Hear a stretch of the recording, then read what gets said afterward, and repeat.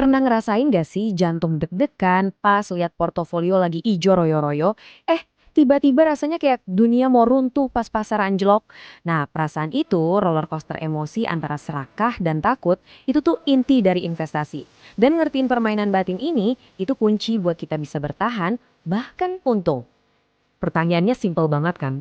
Kita semua pengennya percaya kalau keputusan investasi kita itu ya dasarnya data, valuasi, analisis yang logis. Tapi gimana kalau saya bilang seringkali pasar itu digerakin sama sesuatu yang jauh lebih purba. Sesuatu yang sebenarnya ada di dalam diri kita semua. Di dalam pasar saham tuh sebenarnya ada dua kekuatan raksasa yang selalu berantem. Di satu sisi ada FOMO alias fear of missing out, rasa takut ketinggalan kereta. Ini yang bikin kita ngejar saham yang lagi naik gila-gilaan. Di sisi lain ada ketakutan sama pisau jatuh. Ini yang bikin kita panik jual semuanya pas pasar lagi merah. Seringnya malah di harga paling bawah. Dua kekuatan inilah yang jadi biang kerok volatilitas pasar. Jadi, apa sih benang merahnya antara nafsu beli di pucuk sama panik jual di lembah? Jawabannya, dua-duanya itu, baik FOMO maupun rasa takut, datangnya dari satu sumber yang sama. Sebuah emosi yang manusiawi banget, takut akan penyesalan.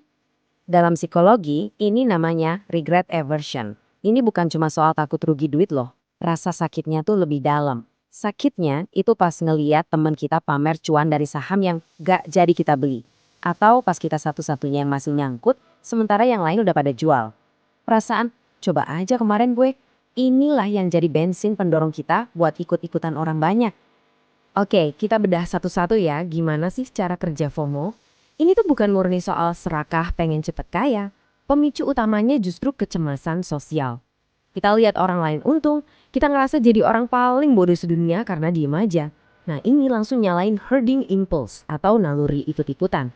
Kita ngerasa lebih aman kalau bareng-bareng sama keramaian, biarpun itu artinya kita harus buang jauh-jauh analisis kita sendiri.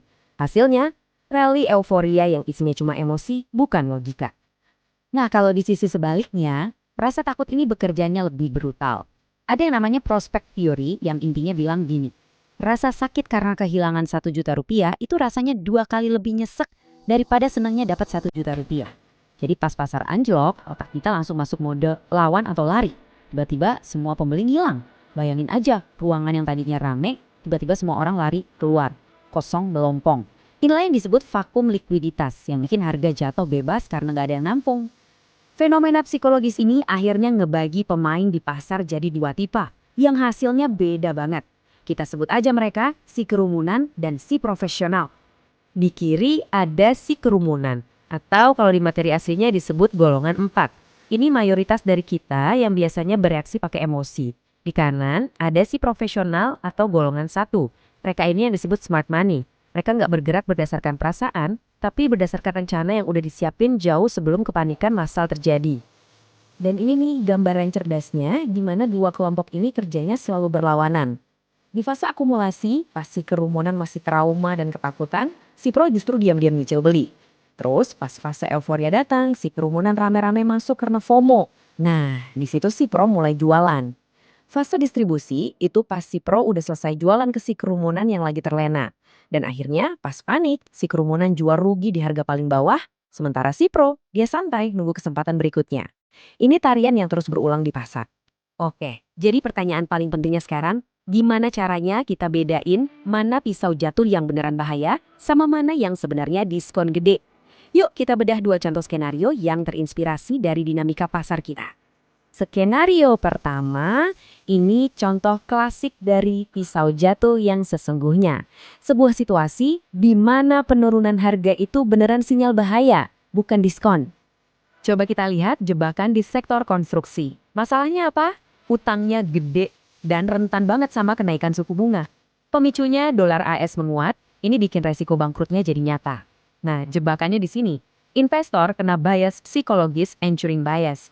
Pikiran mereka nyangkut di harga lama yang tinggi. Jadi mereka mikir, wah udah turun 50% pasti murah. Padahal nilai fundamental bisnisnya sendiri udah hancur. Ini sama aja kayak lihat rumah yang udah reyot dan mikir itu murah cuma karena harganya di bawah tahun lalu. Nah, sekarang kita bandingin sama skenario yang kebalikannya, di mana kepanikan justru malah menciptakan peluang emas.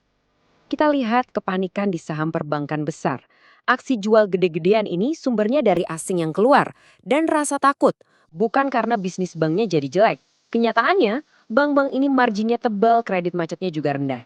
Sinyal kuncinya, kepemilikan asing udah di level paling rendah bertahun-tahun, artinya tekanan jualnya kemungkinan besar cuma sementara. Membeli di tengah kepanikan kayak gini, itu baru langkah yang cerdas dan berlawanan arus. Udah ngerti masalahnya kan? Sekarang kita masuk ke solusinya. Gimana caranya kita bisa mikir kayak seorang profesional? Ini dia 3 alat praktis dari buku panduan mereka. Alat pertama namanya protokol menangkap pisau.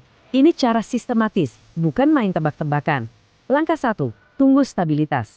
Jangan pernah beli pas harga masih terjun bebas. Tunggu sampai harganya mulai anteng dan gerak ke samping. Itu tanda tekanan jual udah reda. Langkah kedua, lihat pembeli kembali. Cari lonjakan volume beli yang gede. Ini sinyal kalau smart money mulai masuk. Dan yang paling penting, langkah 3, tentukan pintu keluar. Sebelum klik buy, Anda harus tahu persis di harga berapa Anda akan jual kalau ternyata salah.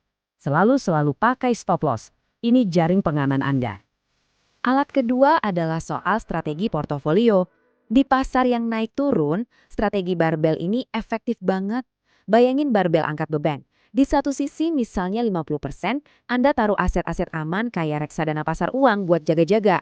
Nah, di sisi satunya lagi, 50% sisanya adalah amunisi yang siap ditembakkan buat beli saham-saham jagoan Anda pas pasar lagi diskon besar-besaran karena panik. Ini bikin kita defensif tapi juga siap nyerang pas ada kesempatan emas. Dan alat ketiga, ini mungkin hack psikologis terbaik. Dollar cost averaging atau DCA. Ini cara paling simpel buat ngalahin emosi kita sendiri. Cukup dengan investasiin jumlah uang yang sama secara rutin, misalnya tiap bulan, Anda otomatis akan beli lebih banyak unit pas harga lagi murah, dan beli lebih sedikit pas harga lagi mahal. Nggak perlu pusing nebak-nebak kapan waktu terbaik buat beli. Justru volatilitas jadi teman kita. Pada akhirnya, semua protokol dan strategi ini intinya cuma satu. Aset paling penting di portofolio Anda itu bukan saham, bukan obligasi, bukan juga komoditas. Aset paling penting itu adalah pikiran yang tenang, siap, dan disiplin. Itulah keunggulan sejati seorang investor profesional. Anda sudah lihat buku panduannya, Anda sudah lihat cara mainnya.